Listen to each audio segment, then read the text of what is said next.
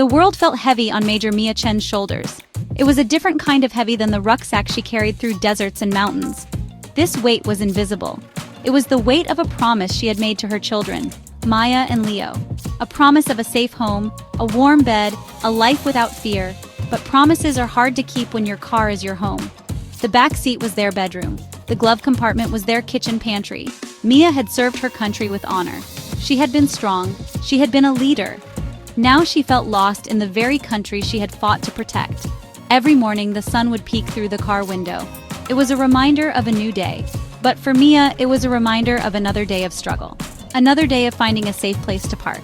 Another day of stretching a few dollars to feed 2 growing children. She would watch other families walk into their homes. She would see lights turn on in windows. It felt like watching a movie of a life she was supposed to have. Her uniform, once a symbol of pride, was now folded neatly in a duffel bag. It felt like a relic from another person's life, a life filled with purpose and respect. Maya, her daughter, was quiet, but her eyes saw everything. She saw the worry in her mother's face. She saw the way Mia would count their coins over and over. Leo, her son, was younger. He still had the gift of innocence. He would pretend the car was a spaceship, flying to new galaxies. Mia tried to play along. She tried to smile, but inside her heart ached. She was a major. She had led soldiers. She had made impossible decisions under fire. But now, the simple task of finding a place to call home felt like an impossible mission, one she was failing every single day. The city was a maze of concrete and indifference. People walked by, lost in their own worlds, their own phones, their own problems. They did not see the veteran living in her car. They did not see the 2 small faces pressed against the glass. Mia felt like a ghost, haunting the edges of a world that had moved on without her. The promise she made to her children echoed in her mind. It was a constant drumbeat, a home, a safe place. It was a promise she had to keep. It was the one mission she could not, would not abandon. She just needed a map. She needed a way forward. One afternoon, while using the free Wi-Fi at the public library, Mia saw something. It was a small flyer tucked onto a community bulletin board. The colors were red, white, and blue. The words were simple but powerful. Are you a veteran? Do you need help? You are not alone. It was for something called the Project Tapestry Foundation. Mia had seen flyers before. She had heard promises before. Most of them led to dead ends, to long waiting lists, to more disappointment. Hope was a fragile thing, and hers was worn thin. She almost walked away, but something made her stop. Maybe it was the quiet hope in the flyer's design. She pulled out her phone, its battery blinking low. She typed the name into the search bar. The foundation's website loaded slowly. It spoke of weaving together services for veterans. It talked about community, support, and dignity. Then she saw it, the Freedom Card app. The description said it was a digital key, a key to unlock resources, housing assistance, job opportunities, healthcare services, all in one place. It sounded too good to be true. Mia's life had taught her to be cautious, but it also taught her that sometimes you have to take a chance. You have to advance, even when you cannot see the whole path. With a deep breath, she downloaded the app. It asked for her service information. It was a simple process. It felt secure. It felt respectful. As she filled it out, a little bit of the Major Mia Chen she used to be returned. She was taking action. She was not just waiting for the world to change, she was reaching out. The app was more than just code and pixels. It felt like a hand reaching back. For the first time in a long time, a tiny spark of light flickered in the darkness that had surrounded her and her children for so long. The app lit up with a map. It showed nearby resources. A food bank with fresh vegetables, a veterans center with counselors, a local business that offered discounted haircuts for veterans. It was a tapestry of support, just like the foundation's name suggested. Each point on the map was a thread of hope. Mia looked at Maya and Leo, who were quietly reading picture books in the children's section of the library. She thought of her promise. Maybe, just maybe, this was the map she had been searching for. This was the way forward. The Project Tapestry Foundation was more than just an app. It was a living, breathing network of people. People who believed that the promises made to veterans should be kept. The foundation was started by veterans for veterans. They understood the invisible battles that continued long after a soldier returned home. They knew that homecoming was not an event, but a long and difficult journey. The foundation's goal was to weave a safety net, a strong and supportive tapestry for every veteran who felt like they were falling. They wanted to make sure no one was left behind. The Freedom Card was their most powerful tool. It was a brilliant piece of technology born from a simple idea: make it easy to ask for help, and make it easy for others to give help. Veterans could use the app to connect with verified services without having to tell their story over and over again. It protected their privacy and their dignity. Companies could use the app to offer jobs or discounts directly to veterans. It was a bridge, a connection between those who needed help and those who wanted to provide it. It turned good intentions into real, measurable actions. This digital tool was changing lives one veteran at a time. It helped a former Marine in Texas find an emergency mechanic when his truck broke down. It connected an Air Force veteran in Florida with a therapist who specialized in post-traumatic stress. It helped a Navy veteran in California find funding to start her own small business. The stories poured in. Each one was a thread. A single thread might seem weak, but woven together, they created something strong, something beautiful, something that could catch a person and lift them up. For Mia, the app was a lifeline. She used it to find a local organization that provided temporary housing vouchers. She found a listing for a job fair specifically for veterans. She even found a coupon for a free meal at a family restaurant. For the first time in months, she and her children sat at a real table and ate a hot meal that she didn't have to cook on a tiny camp stove. As Maya and Leo laughed, Mia felt a sense of relief wash over her. It was not a home yet. It was not a permanent solution. But it was a start. It was a thread in her own tapestry of hope. Leading the charge on the ground was a man named Alatino B. Brown. He was a force of nature, a man with a booming voice and an even bigger heart. Alatino was the head of the Foundation's Camouflage Carpet National Tour. The name was clever. It was a play on the red carpet events for celebrities. But this carpet was for a different kind of star. It was for the heroes who wore camouflage. The tour traveled from city to city, rolling out its special carpet at events designed to honor and empower veterans. It was a symbol. It said, "We see you, we honor you, we are here for you." The camouflage carpet was more than just a symbol. It was a mobile command center for hope. At each stop, the tour set up tents and tables. They brought the Foundation's resources directly to the veterans who needed them most. They helped veterans sign up for the Freedom Card. They provided on-the-spot job counseling. They connected them with local healthcare providers. Alatino was always in the middle of it all. He would shake every hand. He would listen to every story. He had a gift for making every single veteran feel like they were the most important person in the world. Alatino's mission was personal. He was a veteran himself. He knew the loneliness. He knew the struggle to fit back into a world that no longer felt like his own. He had seen too many of his friends fall through the cracks. He had made a promise to them and to himself that he would spend his life building bridges. The Camouflage Carpet Tour was his promise in action. It was his way of traveling the country and reminding his brothers and sisters in arms that they were part of a family that would never leave them behind. The tour was a powerful sight. In each city, local news crews would come out. They would film the camouflage carpet. They would interview Alatino. They would share the stories of the veterans being helped. This created a ripple effect. It raised awareness. It inspired people to get involved.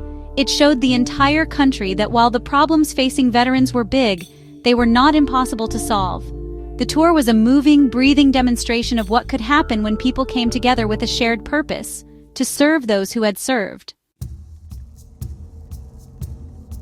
Thousands of miles away, in a quiet suburban bedroom, a teenager named Kai was fighting a different kind of battle. His battlefield was digital. It was a world of pixels and strategy. Kai was a gamer. He was good at it. He could lead a team. He could solve complex problems. He could see patterns that others missed. But honestly, he often felt like his skills didn't matter in the real world. He wanted to do something that made a difference. He just didn't know how. He felt a desire to contribute to a cause greater than simply achieving the next level in a game. Then, he discovered a new video game. It was called Playing for Peace. It was different from other games. It was a team-based strategy game, but with a unique twist. The missions in the game were based on real-world challenges: rebuilding a village after a natural disaster, delivering supplies through difficult terrain, and the newest expansion was focused on helping veterans. Players had to work together to build virtual support networks, connect characters with resources, and complete missions that mirrored the work of organizations like the Project Tapestry Foundation. It was a game, but it felt real. Playing for Peace was more than just entertainment. It was a platform for change. The game developers had partnered with the Project Tapestry Foundation. A portion of the game's profits went directly to the foundation. In-game events like the digital camouflage carpet raised money and awareness. Players could complete challenges to earn points, and these points translated into real-world donations. For Kai, it was a revelation. He could use his gaming skills to help real people. He could lead his team to victory, and that victory would have a real impact. Kai quickly became a leader in the Playing for Peace community. He organized his friends. He created strategies. He led his team, the Digital Guard, on mission after mission. They were not just playing a game. They were part of a movement. They were a new generation of volunteers, using technology to bridge the gap between the virtual and the real. Kai felt a sense of purpose he had never felt before. He was still in his bedroom, but he was connected to something huge. He was fighting on a new kind of battlefield, one where the goal was not to conquer, but to heal. The Playing for Peace community grew rapidly. It attracted gamers from all over the world. They were drawn in by the exciting gameplay, but they stayed for the mission. They were young people like Kai, full of energy and ideas. They wanted to make a difference. The game gave them a way to do that. They organized massive online events. They held 24-hour gaming marathons to raise money. The top players were not just famous within the game, they became ambassadors for the cause. They were influencers for good. The game's success got a lot of attention. News articles were written about the teenagers who were using their gaming skills to support veterans. Companies took notice. A major tech company that made gaming computers sponsored a Playing for Peace tournament. The grand prize was a huge donation to the Project Tapestry Foundation. A popular soda brand released a special edition can with a Playing for Peace logo, with a portion of the proceeds going to help veterans. It was a powerful combination of pop culture and social responsibility. Kai and his team, the Digital Guard, were at the center of it all. They won a major tournament. Their victory was streamed live to hundreds of thousands of viewers. During their winner's interview, Kai didn't talk about their strategy or their skills. He talked about Major Mia Chen. The game had shared anonymized stories of veterans being helped by the foundation. Mia's story of living in her car with her 2 children had touched him deeply. He told the world that they weren't just playing for points. They were playing for people like Mia, people who deserved our help and our respect. That interview went viral. Kai's message resonated with people. It showed them that anyone could make a difference. You didn't have to be a soldier or a politician. You could be a teenager in your bedroom. You could use your passion, whatever it was, to do good in the world. The Playing for Peace movement showed that technology was not just a distraction. It could be a powerful tool for empathy. It could connect people across generations and backgrounds. It could turn individual players into a united army for peace and hope. The actions of the gamers and the foundation started to create real-world ripples.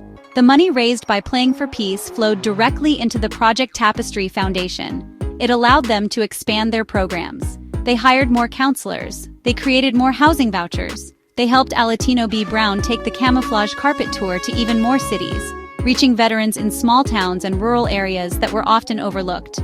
The virtual success of the gamers was creating tangible, life-changing support for heroes on the ground. The increased awareness also inspired companies to do more. After seeing the success of the gaming partnerships, other businesses wanted to get involved. A national grocery store chain integrated a feature into its checkout process, allowing customers to round up their purchase to the nearest dollar to donate to the foundation. A car manufacturing company started a program to train and hire veterans as mechanics, using the Freedom Card app to find qualified candidates. The tapestry was growing, with new threads of support being woven in from every corner of society. This wave of support reached Mia Chen directly. Through the Freedom Card app, she was connected to a new initiative funded by the Playing for Peace donations. It was a program specifically for homeless female veterans with children. It offered more than just temporary housing. It offered job training, childcare, and financial literacy classes. It was a complete support system, designed to help veterans like her get back on their feet for good. When Mia got the call telling her she had been accepted into the program, she sat in her car and cried. But these were tears of relief, not despair. The connection between the gamers and the veterans became a powerful story. It showed that different generations could work together. It showed that technology could be a force for incredible good. Kai, once a quiet teenager, was now a confident leader. He was invited to speak at a conference about technology and social impact. He shared his story. He talked about how playing a game had taught him more about empathy and leadership than he had ever imagined. He was no longer just a gamer. He was an advocate, a changemaker, a thread in the tapestry himself. The day Mia received the keys to her new apartment was a day she would never forget. It was not a palace. It was a simple, clean, two-bedroom apartment. But to Mia, Maya, and Leo, it was everything. It had real beds. It had a kitchen with a stove and a refrigerator. It had a door that locked. It was safe. It was theirs. As they stepped inside, Leo ran from room to room, his happy shouts echoing off the empty walls. Maya walked slowly to a window, placed her hand on the glass, and looked out at the world below. A small, hopeful smile spread across her face. Mia walked through the apartment, running her hand along the clean countertops and the smooth walls. It felt solid. It felt real. She thought about the long nights in the car. She thought about the fear and the uncertainty. And she thought about the network of strangers who had helped her get here, the people at the foundation, Alatino and his camouflage carpet tour, and the unseen army of young gamers like Kai, who had fought virtual battles to give her a real-life victory. Her heart was filled with a profound sense of gratitude. She unpacked her duffel bag. At the very bottom, she found her neatly folded uniform. She held it up. It no longer felt like a relic from a past life. It felt like a part of her story, a symbol of the strength that had carried her through the deserts abroad and the struggles at home. She had served her country, and now, in a way, her country was serving her back. It was not the government or some faceless system. It was people, people who cared, people who had woven a tapestry of hope strong enough to catch her. That evening, Mia cooked their first meal in their new home, macaroni and cheese, a simple request from Leo. As they sat around their small kitchen table, the apartment was filled with the sounds of laughter and the smell of dinner. It was the sound of a promise being kept. Mia looked at her children, their faces bright with happiness and security. The unseen battle was not over. There would be more challenges. But now, she was not fighting alone. She had a home base. She had support. And for the first time in a very long time, Major Mia Chen felt like she was truly home.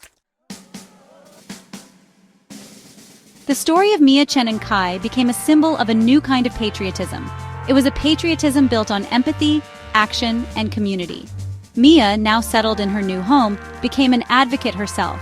She started volunteering at a local veterans center, using her experiences to help others navigate the system. She shared her story, not as a tale of victimhood, but as a testament to the power of resilience and the importance of asking for help. She was living proof that the Project Tapestry Foundation and the Freedom Card worked. Her life was a message of hope to other veterans still fighting their unseen battles. Kai continued to lead the Digital Guard, but his leadership had changed. It was no longer just about winning games. It was about inspiring his community. He organized workshops for other young gamers, teaching them how to use their platforms for social good. He started a mentorship program, connecting experienced Playing for Peace players with newcomers. He showed them that their passion for gaming could be a powerful force for change. He was building a new generation of digital citizens who understood the importance of using technology to build a better, more compassionate world. The Project Tapestry Foundation flourished. Inspired by the success of Playing for Peace, they launched new partnerships. They worked with schools to create curriculum about the veteran experience. They partnered with artists to create public murals honoring local heroes. The Camouflage Carpet Tour continued, rolling out its message of hope and honor in city after city, now funded by a wider and more diverse coalition of supporters.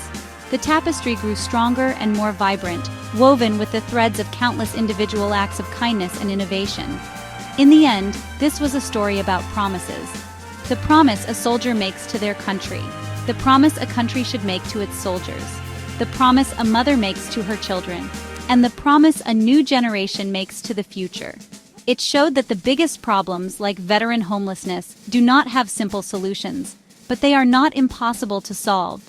When we combine empathy with innovation, when we unite generations, and when we remember to serve those who have served us, we can weave a future where every hero has a place to call home.